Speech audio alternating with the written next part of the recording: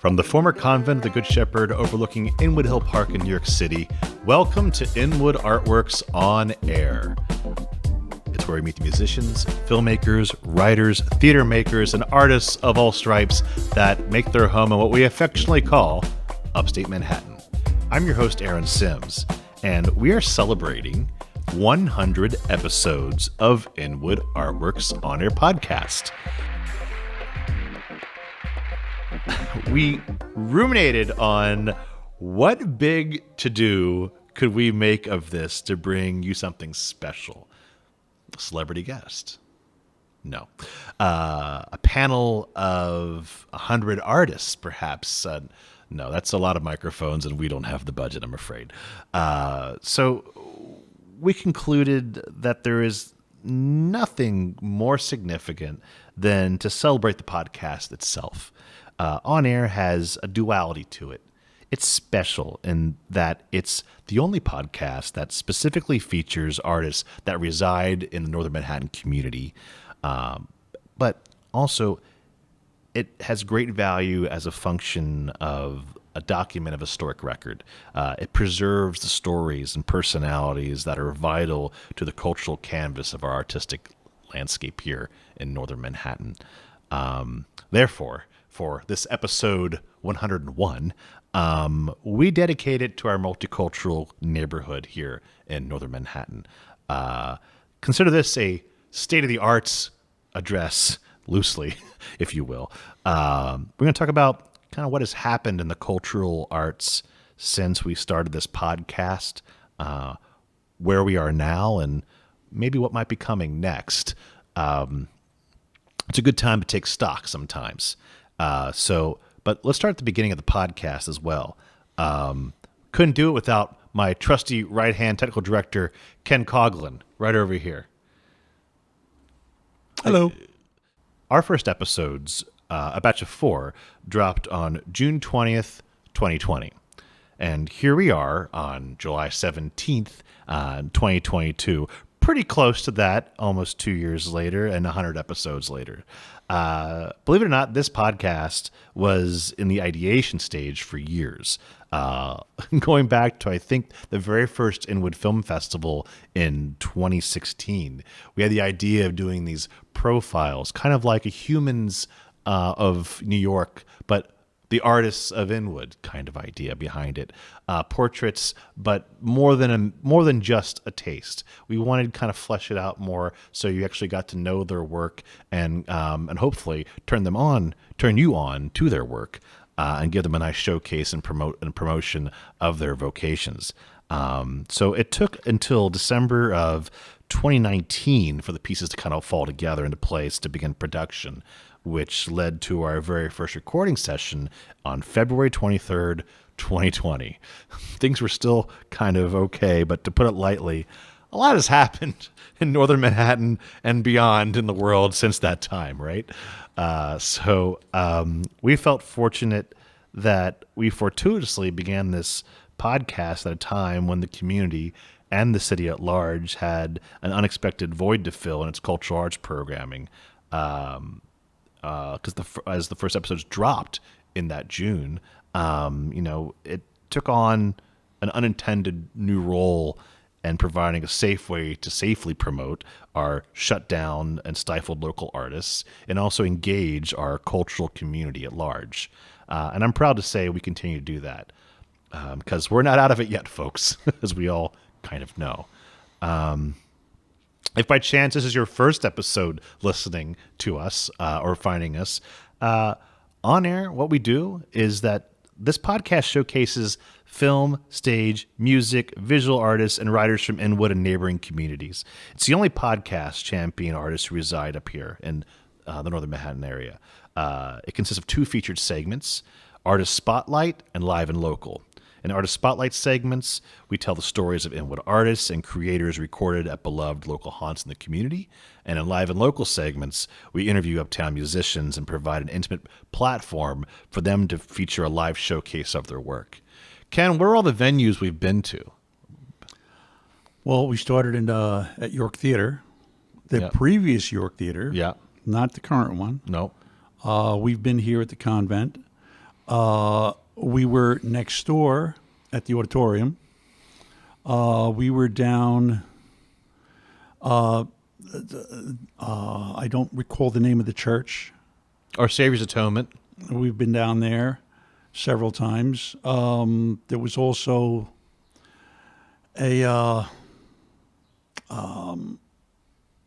another name I forgot. Also down in the same area where we had the piano. Oh, the Hudson View Gardens Hudson space. View Gardens, and 809 Restaurant.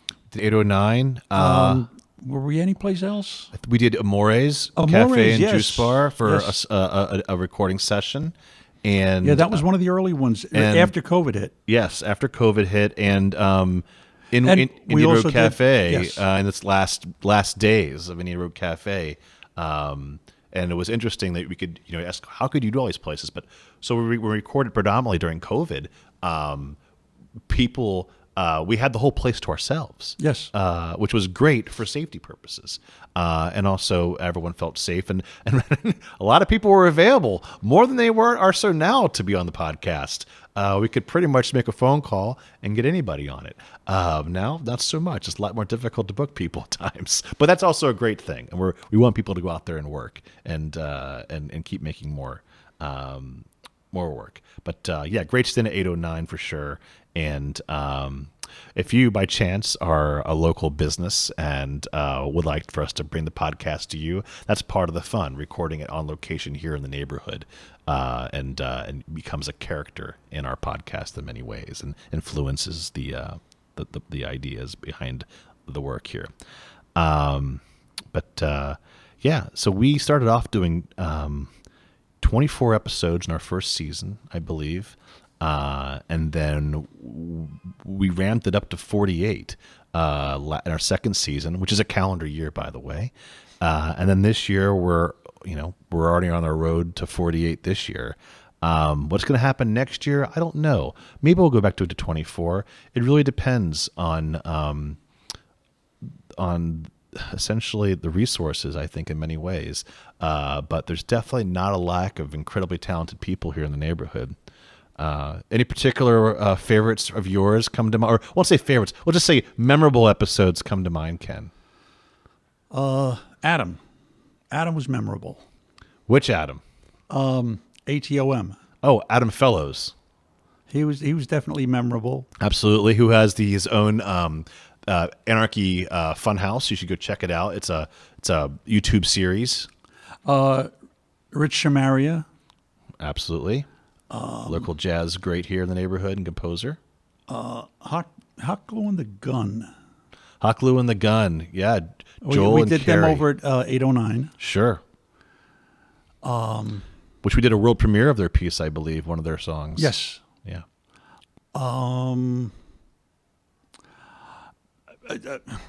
It's hard to say because there have been so many so far. Well, there's been 100. Yeah.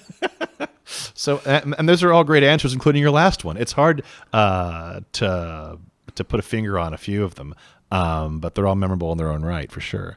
So yeah, we'll see what happens in the future. But some people ask me too, Aaron, well, I've never been asked to be on air. I'm like, well, why would I ask you? But no, in all seriousness though, if artists are interested in us getting to know their work, obviously we can't talk to you if we don't know you. So if you are interested in getting for us to know you, and you're interested in, perhaps showcasing your work here, feel free to reach out to us at submissions@inwoodartworks.nyc. And send us your CV and introduce yourself, and who knows, maybe we'll get to know your work and collaborate with you in the neighborhood. We're all about supporting local people, as you can kind of tell. So we started doing episodes. We did 2 a month, and then we started doing 4 times a month. And where can we get our podcasts? They're available everywhere. If you didn't know, you can get our podcasts on Apple Music, on iHeartRadio, on Amazon Music. The list goes on and on. Spotify, and Blueberry, which is another hosting platform. So we encourage you to listen on those platforms and share them. And the video version of the podcast, which is something we started from the get-go doing. We had a lot of talks about, should we do something just audio, but people consume information very differently. And, we've grown, and now we're a 3-camera setup in many ways on our limited budget, but we do pretty good considering. And so we have a video version documenting our podcast, which also goes up on our YouTube channel, which has a very great following. And so that's accessible on our IEW YouTube channel. Please subscribe, and we'd love to have you there. And you can check out more content from us too, including short films and other documentaries. Well, I think it was also informed by the first ones we did. Yeah. Because the first ones we did were all performers. Yeah. We did Kevin. Double Entendre Music Ensemble. Double Entendre. Samantha Echo. Yeah. Yeah. And there was another keyboard. Jamie Reynolds was his name. Yeah. Yeah. And especially people like Samantha Echo. Samantha Echo is very much a visual act. Aside from her singing and guitar playing, she's very much a visual act. Yes. So it made sense Right. to do cameras. Right. And so we kind of carry that over to the entire podcast, which I think, again, has served us pretty well. Yes. And now you know what us look like. And now you know what Ken looks like. You haven't seen Ken until this episode. That's probably the big reveal. So what have we done in the past 2 years? Well, I said 100 episodes with a following over 10,000. And On Air has had an impact on our local community. 60% of the pie, if you cut it up, 60% of the pie is our local listenership. But guess what? 30% is national. We have listeners in Chicago, in Virginia, in Ohio, in California, in Arizona. It's wonderful to have followings there, and also international. 10% of our listenership is international. So thank you again for supporting and taking interest in this amazing, talented community in Inwood. We appreciate the connectivity to our programming, and that's kind of the neat thing about it, right? We had another venue, the back porch. We did. We actually, during COVID, thanks for bringing that up. Kirsten We did and opera back there. Keith Chambers, we wanted to do two. We wanted to do Laurie and Mary opera-wise, but the weather got inclement and really fast, and we couldn't. And there, so if you ever produced outside, you know what I'm talking about. And we didn't want to put them through pretty bad conditions to sing. Or my equipment. Or anybody's equipment for that matter. They thought we're like, I remember like Mary yelling at me in the back alleyway. She's like, "You just want to save your equipment." I'm like, "Do you really want to sing on this stuff?" I was like, "It's pretty nasty out here." But Keith and Kirsten did a great job. And Gordon Ostrowski joined us for many times. And of course, Jonathan Bell. And we'll talk about him in a second too. But and actually it's a good segue with Jonathan because that's the kind of what we've done the past 2 years with the podcast itself. Gary was there too. And Gary Hardcastle was there from the beginning with the script supervisorship, did a fantastic job. And we've had many different video editors, Austin Shagarowski. We had Becky Lowley, of course, Jonathan Ullman, who's on board now. It's been a great team of people working on this throughout. So definitely they all need mentions for sure. Jonathan Bell did the instrumental music on the podcast. Underlying music, if you will. It's credited. Alfonso Rodriguez did camera work for us early on. He's up now in Connecticut, but very much part of the community still. But moving past the podcast and looking more outward towards the community, what's happened over the 2 years, it's really interesting to kind of like kind of state of the arts where we are here in the neighborhood. What's happened? What's happened over the past 2 years is interesting to talk about and document. We've lost a few artists to COVID, unfortunately. Two I'll just bring up because I had a personal relationship with them. You had Dennis Driscoll, who was a stand-up comic and also filmmaker. You had David Fernando, who is a wonderful visual artist. He used to frequent our gallery space. And there's countless others who we missed too. So those a little tip of the hat of acknowledgement to those artists who are no longer with us, and all those artists who have took part of the Great Migration out of the neighborhood, and who have changed vocations and are now leading different lives. Like I said, Jonathan Bell is one of them. He's our co-host for Live and Local for the first 2 seasons. He's now in Iowa, and there's many others who have found, we'll say, greener pastures, if you will, moving forward. Speaking of greener pastures, all activity was shut down. There was nothing in the parks we could do. We had shut down our alfresco series for 2020. But guess what? It's back now for 2021, 2022 down at the Hudson on Dyckman Street. And technically it's Dyckman Marina and Inwood Hill Park. A lot of people have, it's nice to see the Parks Department start encouraging more in-person events out there in smaller groups, but no big things out there yet. But they did do Drums Across the Hudson this year, so that's a good sign of things to come.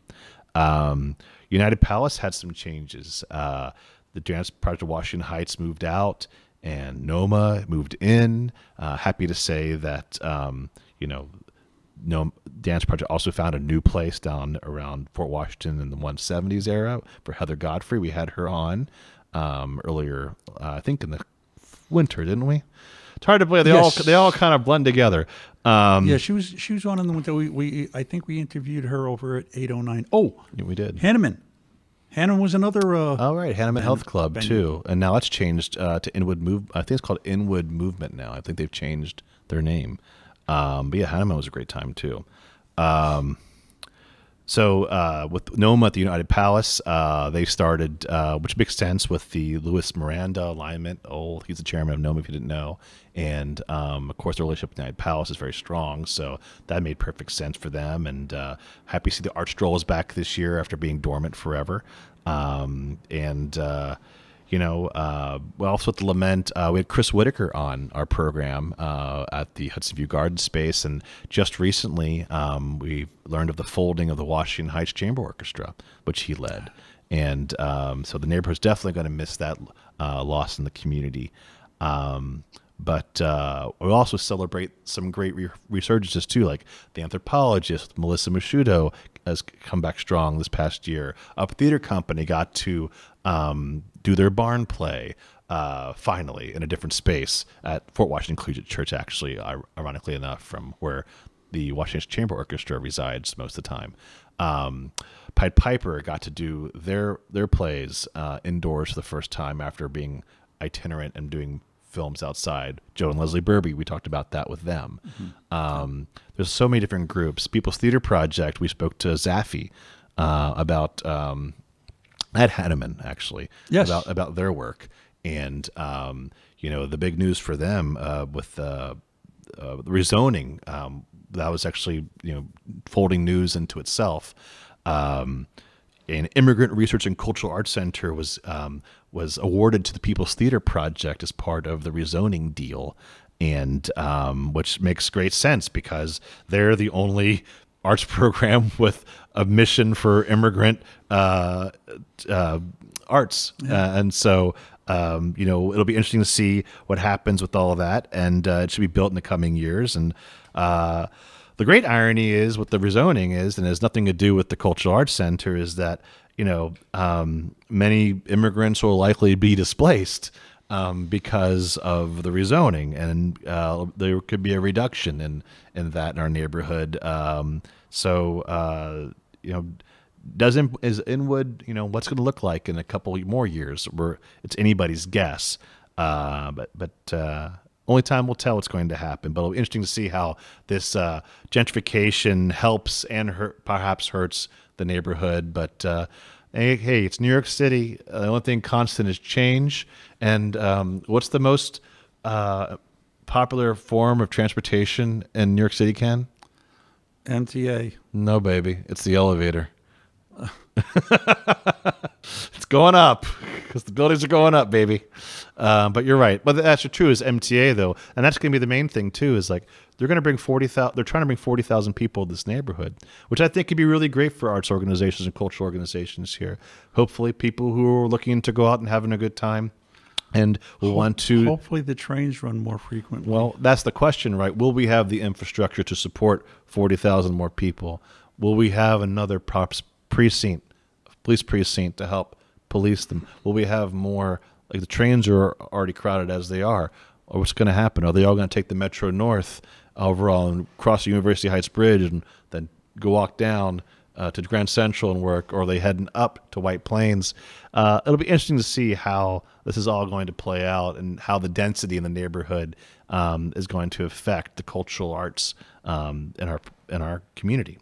The cool thing about now, though, I'll say now and moving forward, there's more artist grants out there. Of course, Inwood Artworks has our Inwood Filmmaker Fund grants, our Film Festival Filmmaker Fund that we've given out 4 years in a row to local filmmakers. So they're grants up to $5,000. I think that, the plight of local artists not having insurance coverage, not having losing their jobs, a lot of independent contractors losing their jobs over the past 2 years. There was a lot of outpouring of support in the community. So really great that, NISCA and NIFA, UMES has a dance grant for individuals. NOMA started giving out individual artist grants again after not doing it for like 10 years or so. I think that's great. We just joined with Julia to put on the dance piece. Correct. 12 miles uptown. Correct. We did 12 miles uptown, and that was a UMES dance grantee for that. It was great.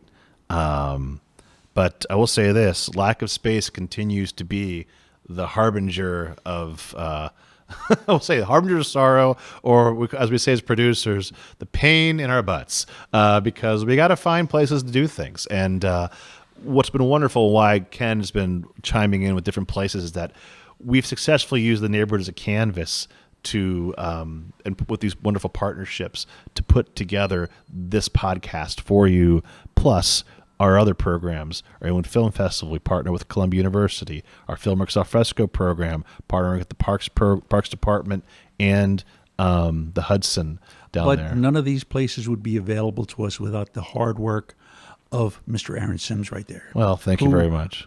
Visits all these places, who talks to the people, who helps promote the neighborhood.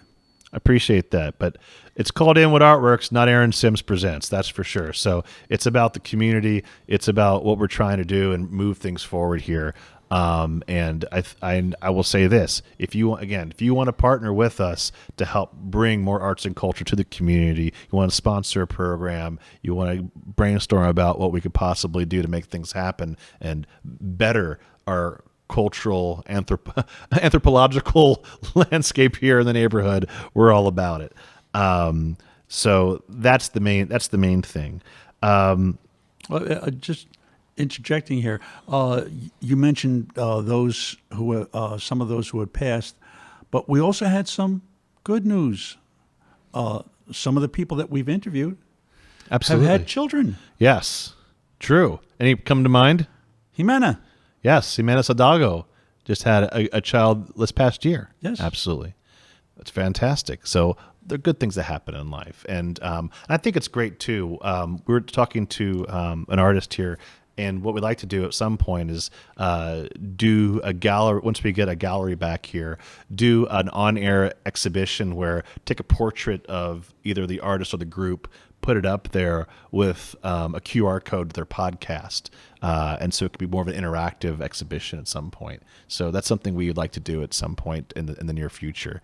But the main thing is, it's important to take stock and ask the hard questions about moving forward, and if a program is having an impact and if it's relevant, is it adding anything, any value to the world, neighborhood, or is it just adding more clutter and more distractive noise to the world? I don't have that answer because I'm the one putting it together. It is my hope that we are making a positive impact in promoting this great, I'll say, cornucopia of artistry here in the neighborhood. But I think the viewership helps answer that question. Yeah. The numbers are nice. The numbers locally, nationally, and internationally. Yeah. But we do welcome your feedback, and you can email the submissions email if you like to. We happily welcome all constructive criticism outside of you suck. But Well, if we suck, just and tell honestly, us how. or you're great. We don't need to hear either. Honestly, those aren't really constructive, and well, they are, but they're instructive in a way. Well, but they're not. But they're expand on it. yeah. If you're going to say something, if you're like gonna that, say expand something, on it. make it worth your time to write the email. But that really is the case. That we welcome. We're still very much learning. I didn't know how to make a podcast until we made a podcast, and it was always how would we make a podcast if we did it, and that's why it took a very long time. And this is what you got, folks. So we're very much open to it. But I do feel what you said, Ken, does resonate in the sense of that the fact that people are listening, the fact that I never would have expected the national numbers to be as loud as if you take that 10,000 number and you divide it up, it's pretty great to hear that 3,000 people, if it's just rounding it out there, doing the easy math, Sure. 3,000 people outside of the city are interested in what happens in Northern Manhattan. 1,000 people are interested in what happens from the international community and what happens in Northern Manhattan. And I think at the very, very least, what we're doing is it's like a 60-40 split then. What's for people listening here and outside of here, it's like it seems that people do embrace it here, and also that it has respect from people who are genuinely interested in what makes artists tick. We talk about process. I always feel there's an educational component to it, perhaps something new, and it's great to hear. It doesn't have to be an incredibly established artist. Sometimes we get somebody just on the rise, and we're giving them a shot because they have something really interesting about them to offer. And I think taking a chance on people is really important. So, again, we're looking forward to more feedback and also in which direction we should go. I mean, maybe 2 a month will be good. Maybe we'll do 4 a month. I don't know. But I will say this, though. Couldn't do without the support of the amazing team here at Inwood Artworks.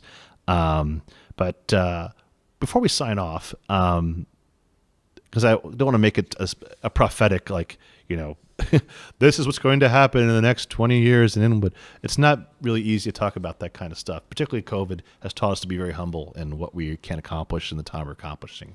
But I will say this, and what we're planning to accomplish is Inwood Artworks in the community over this next year in 2020 and 2023. You can look for submissions to our Inwood Film Festival to open October 1st for our film festival in 2023. You can look towards another Filmmaker Fund grant cycle in the new year to support local filmmakers and put money in local artists' pockets. You can look towards another season of Filmworks Al Fresco, which is, it's the only free outdoor bilingual cinema series in New York City. We do it 12 to 13 times in the summer, June through August, every week on Mondays. Whether it would be at the Hudson on Dyckman Marina or perhaps Gaelic Field again, or the Peninsula or wherever, it remains to see. It always seems like there's always everyone has a strong opinion of where we should be but us at times. But we'll let you know when we get there, but we'll be around. And I will say this too, we're partnering with other organizations to bring movies out in the community. So if you would like for us to bring a free outdoor film to your part of the community, reach out to us and perhaps we could collaborate and put something together. And then last but not least, we're going to talk about a concert series. Sorry, second last but not least. We're going to keep doing concert series. We're going to be adding community concerts to the fray. They've gone really well. We're going to do a holiday concert here at Good Shepherd, and look forward to more concerts throughout our community. We're writing grants like crazy to try to, again, keep adding more support for our local musicians here in the neighborhood. And last but not least, I will say this: we're still looking for a venue for more pop-up art galleries, which have turned into mini performing arts centers. We do it well. You've been to our ones over at Cliff Nightclub at 202 and 10th. That was 2018, I believe. And then we had our gallery space at on Broadway in the Stack Building, also in 2018 and 2019. Mm-hmm. So COVID obviously put a cramp on 2020, 2021, and going into 2022. So we're hopefully, again, we'll keep trying to find spaces where we can have galleries, which turn into mini performing arts centers where we do workshops and we can have classes and we can have celebrations. perhaps some film, perhaps some live theater, because that's something in the very, very long future for Inwood Artworks. We would love to be able to present professional theater up here and opera for the community. And live music of all different stripes. And we've done it. Yeah. We presented it as part of our pre-shows. For those who don't know, we do live performances before our filmmakers al fresco screenings, and all over the rainbow. Different. We had Double Entendre, Calliope Brass, Samantha Echo, Kevin Delaney, Rich Shamaria, with the flamenco, right? Harlem One Stop. We had tons of different artists that came out with Wonder Spark Puppets, actually. Yes. Many different groups, dances, Rumba Mena. Rumba Mena.